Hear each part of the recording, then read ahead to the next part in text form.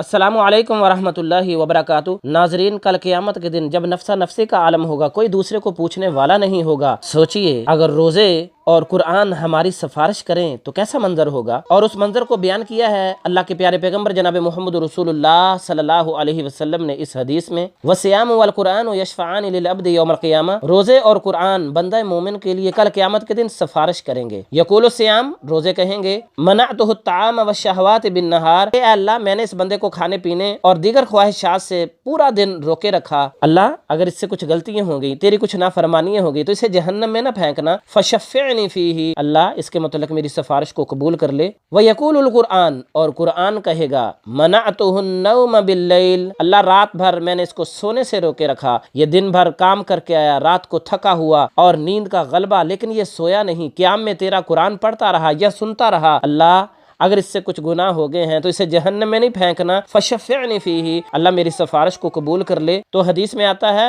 فیشفعان، تو ان دونوں کی سفارش کو قبول کر لیا جائے گا، یقیناً اس کو جہنم کی آگ سے بچا لیا جائے گا اور جنت کا مہمان بنا دیا جائے گا۔ اللہ احکم الحاکمین ہمیں روزے رکھنے اور رات کو قیام کرنے کی توفیق عطا فرمائے۔ وما توفیقی الا باللہ۔